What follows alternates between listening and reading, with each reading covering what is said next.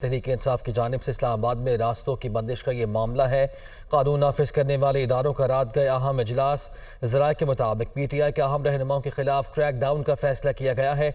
परवेज़ खटक, शेख राशिद शफीक, आमिर कियानी के वारंट भी ले लिए गए हैं। अली अमीन गंडापुर और मलिक आमिर डोगर को भी गिरफ्तार करने का फैसला किया गया है। इस्लामाबाद एयरपोर्ट तक रेंजर्स, FC और विफाकी पुलिस के गश्त का फैसला भी हुआ है। ज़राए के मुताबिक इस्लामाबाद एयरपोर्ट तक रोड बंद करने वालों के खिलाफ फौरी तौर पर कार्रवाई की जाएगी। एयरपोर्ट रोड को किसी भी तरह बंद नहीं किया जा सकता।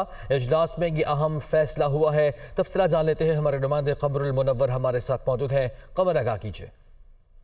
जी, तहरीक इंसाफ के चेयरमैन इमरान खान की जानिब से आज ये ऐलान किया गया था कि लॉन्ग मार्च को दोबारा से शुरू किया जाएगा, जिसके बाद मकामी रहनुमा जो हैं, जिनमें आमिर डोगर और इस्लामाबाद रावलपिंडी के जो इनके रहनुमा, उनकी जानिब से ऑडियो और वीडियो मैसेजेस जारी किए गए, जिसमें ये कहा गया कि कल शाम के वक्त जो है रावलपिंडी इस्लामाबाद के मुख्तलिफ शाहराहों को मुकम्मल तौर पर बंद कर दिया जाएगा। और ये ऑडियोज जो है मुख्तलिफ जो तहरीक इंसाफ के ग्रुप्स है उसमें सर्कुलेट कर रही थी, जिसके बाद एक पाकिस्तान तहरीक इंसाफ का जो एहतजाज है, इसकी में जो दाखिली और खारजी रास्ते बंद करने का मामला है, इस पे कानून नाफिज करने वाले जो इदारे हैं, इन्होंने रात गए एक अहम इजलास किया।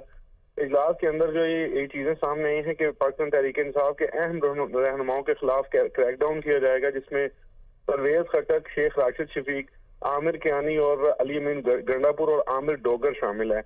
ताहम इनमें से 4 रहनुमा ऐसे हैं जिनके वारंट गिरफ्तारी जो है वो ले लिए गए हैं मुख्तलिफ अदालतों, जिनमें परवेज खटक, शेख राशिद शफीक, आमिर कियानी जो है वो शामिल है। ताहम जो सबसे बड़ा कंसर्न था कानून नाफिज करने वाले इदारों का, वो ये था कि एयरपोर्ट रोड जो है उसको मुकम्मल तौर पर अगर बंद किया जाता है तो उससे काफी ज्यादा अनरेस्ट पैदा होगा। किसी भी तरह एयरपोर्ट रोड जिस श्रीनगर हाईवे या पुराना कश्मीर हाईवे कहा जाता था, उसको बंद करने की इजाजत नहीं दी जाएगी। बिल्कुल ठीक है, उस रोड को बंद करने की इजाजत नहीं दी जाएगी। ऐसे में गिरफ्तारियों को भी फैसला किया गया है। कमर, आपका शुक्रिया।